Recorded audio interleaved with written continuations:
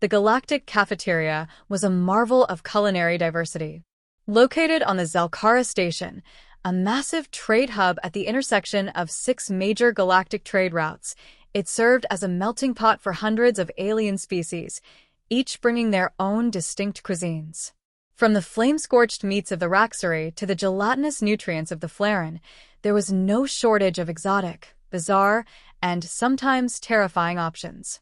However, no species' food ever caused chaos. That is, until the humans showed up.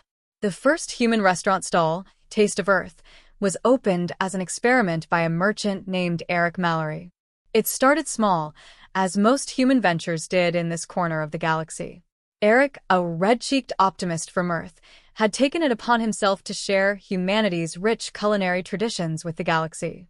Most alien species viewed food as a utilitarian need, a means to absorb energy and keep the biological systems running. Taste? Texture? They were foreign concepts to beings who evolved eating rocks, bioslime, or digestible gases. So when the unassuming, steaming plates of Earth food were presented to alien palates for the first time, no one expected what came next. It began with the Slarathi ambassador. A towering figure with a glistening exoskeleton, Ambassador Jilvrex was known for its stoic demeanor. The Slarathi were a species that ate soft crystals, grinding them with specialized mouth plates that produced a sound akin to gravel being shredded. The idea of soft food was alien to them, let alone food that exploded with flavor. Jilvrex approached the human stall out of curiosity, its multifaceted eyes reflecting skepticism. Human, it clicked in its native language. I require sustenance. Present your nutrient ration. Eric grinned. You want to try the best humanity has to offer? Here, this is what you need. He slid a steaming plate toward the ambassador. It was lasagna. Layers of pasta, bubbling cheese, and rich tomato sauce sizzled gently. The ambassador examined the dish cautiously, as though it might attack. You eat this? Yep. Just take a bite. Trust me? With a great deal of hesitation, Jilvrex scooped up a portion and slid it into its maw. The effect was instantaneous. The ambassador froze. Its massive limbs quivered, and a series of sounds erupted from deep within its thorax, an alarming combination of whistles, chittering, and something akin to radio static. Ambassador? You okay there? Eric asked nervously. Jilvrex dropped the fork and slammed its limb onto the counter. More. Word spread like wildfire. The Zelkara station quickly descended into chaos. The Flaren delegation, beings made of translucent, shimmering goo, discovered pudding and jello and immediately began arguing over whether they were consuming kin. The Raxari, giant lizard-like warriors who prided themselves on their ability to withstand intense pain, were brought to their knees by the discovery of hot sauce. Within hours, Taste of Earth had created an interstellar incident as Raxari diplomats engaged in an unregulated spice-off to prove their honor. Some had to be carried away on hover stretchers, their tongues smoking. The Ixari, creatures with an aversion to solids, were tricked into trying chicken noodle soup. Liquid with solids inside, they wailed, equal parts horrified and fascinated. Soon after, Ixari crowds mobbed the stand, begging for that comforting soup warmth. Every species reacted differently, but the overall result was the same, an unstoppable, addictive obsession with human food. The Galactic Council convened in an emergency meeting after the station's energy grid was nearly overwhelmed. The problem? A crowd of over 5,000 beings had congregated near Taste of Earth, demanding food. Security drones reported fights breaking out over the last slice of pizza and multiple species attempting to barter starships in exchange for that crunchy breadstick stuff. This is a diplomatic disaster, roared Counselor Tribok, a three-eyed Sephiroth. Our most prestigious delegates are out there, behaving like feral animals for cheese. And we can't keep up with cleanup efforts, added another counselor. The Flaren are melting. The Raxari are literally breathing fire. We've had 7 fires in the last hour. In the midst of this chaos, Eric Mallory was summoned to defend humanity's culinary contributions. Standing in front of the council, he tried to keep his expression composed. Look, Eric began, rubbing the back of his neck. We didn't mean to cause problems. Humans just enjoy food. It's part of our culture. We like flavor, spice, sweetness, texture, all of it. If you're not careful, it can be addicting. You think, a counselor hissed, holding up a data pad. We just received reports that the entire Raxery fleet has declared war on a shipment of buffalo wings. They claim its flavor dishonored their ancestors. Eric winced. Buffalo wings are pretty great. Enough. Trivok bellowed. Human, your species must cease distribution of these weapons of culinary chaos immediately. Eric paused, considering his words carefully. Counselor, do you know what happens when you tell humans they can't do something? Trivok's 3 eyes blinked in unison. We figure out how to do it anyway, but with extra cheese, Eric grinned. The situation ultimately required a compromise. Human food was declared a controlled cultural substance, and licensed Earth culinarians were permitted to distribute it in measured portions across the galaxy. New trade routes sprang up overnight. Planets traded precious metals for tacos. Entire empires pledged loyalty to humanity in exchange for dessert recipes. Humanity's place in the galaxy was no longer defined by war, technology, or diplomacy. It was their food, those seemingly innocent, humble dishes, that brought the galaxy to its knees. And as Eric Mallory boarded a freighter full of ingredients bound for another hungry star system, he couldn't help but laugh. After all, who would have thought that humanity's greatest weapon wasn't its strength, ingenuity, or resilience, but lasagna?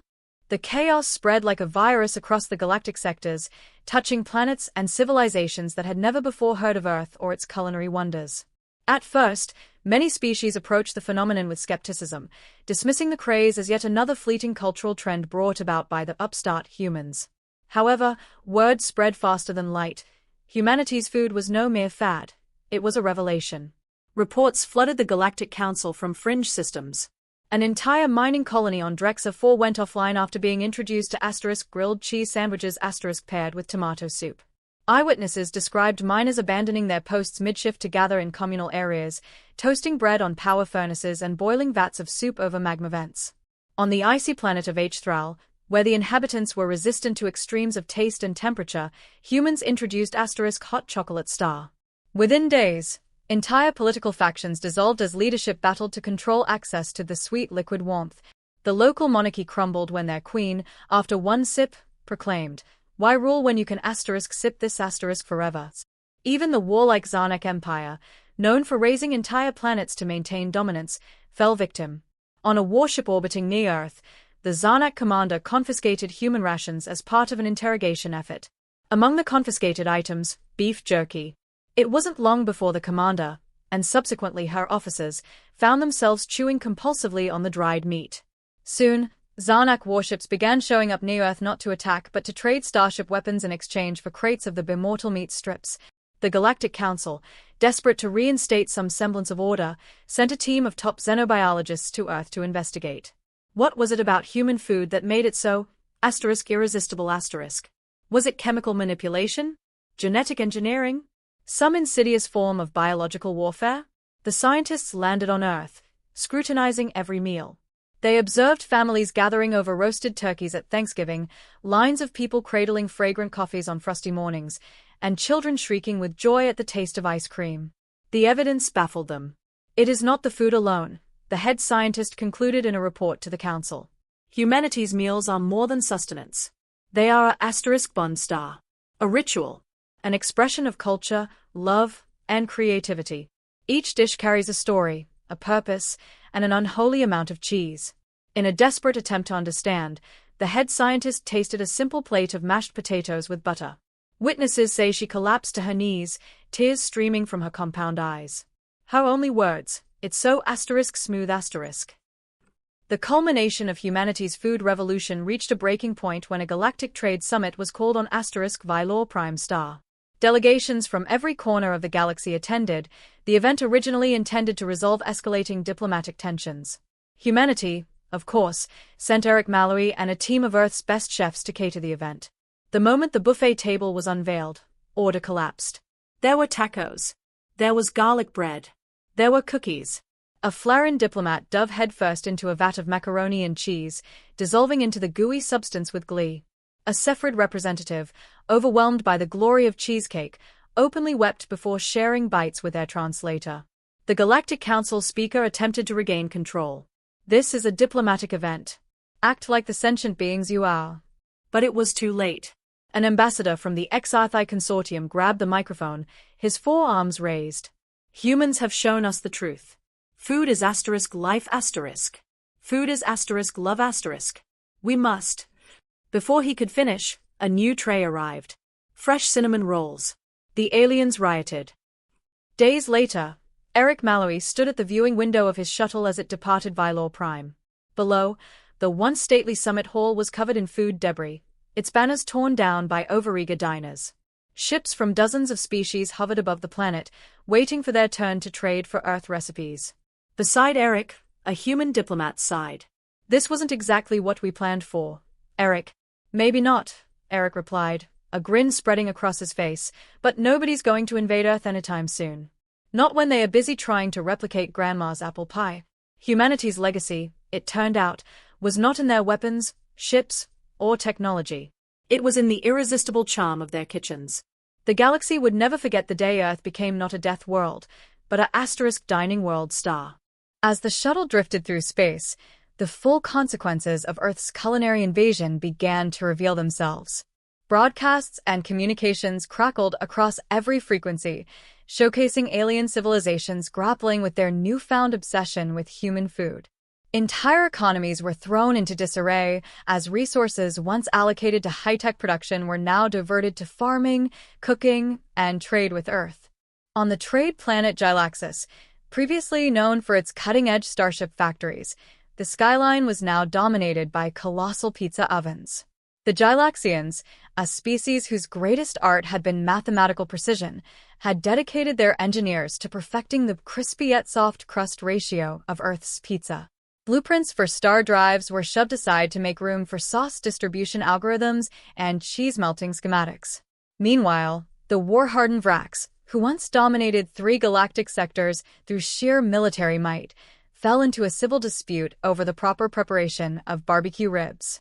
A faction led by the newly christened Smokemaster General Thalgar insisted on slow-cooked methods, while their rivals, self-proclaimed Flame Lords, advocated for high-temperature grilling.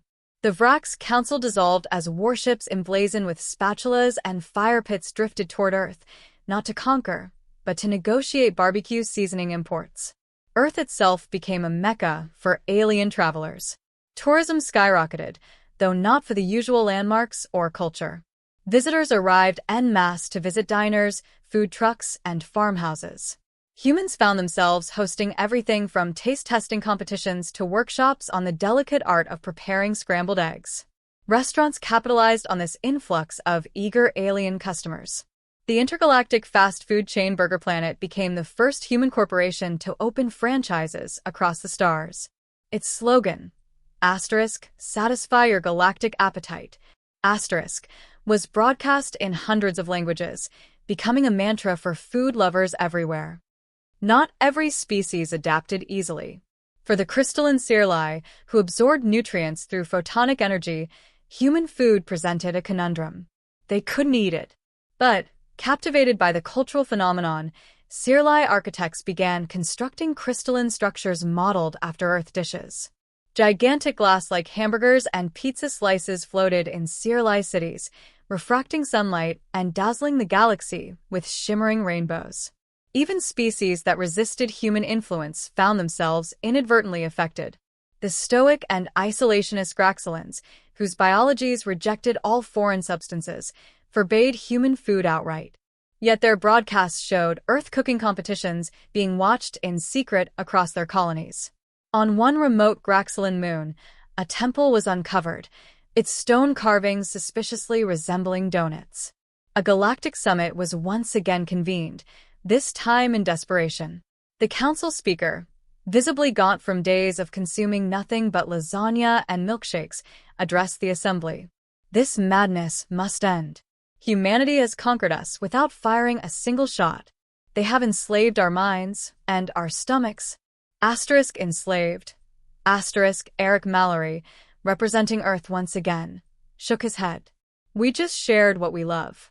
Isn't that what you asked for when you reached out to the stars? Cultural exchange? The speaker glared. You have brought chaos to our worlds. Eric smiled knowingly. Chaos? No flavor. The crowd erupted into applause. Members of the Zarnak delegation tossed grilled skewers into the air as Vrak's ambassadors exchanged brisket recipes. Even the speaker reluctantly sipped from a cup of Earth's finest coffee, a look of resignation and delight crossing their face. Years later, a monument was erected on Earth in honor of humanity's galactic culinary victory. It stood tall in the heart of New York, depicting a human chef offering a simple loaf of bread to an alien with outstretched hands. The plaque beneath it read, "In the stars, we found neighbors. In our kitchens, we became family." Humanity didn't just survive the galactic stage. They thrived one meal at a time.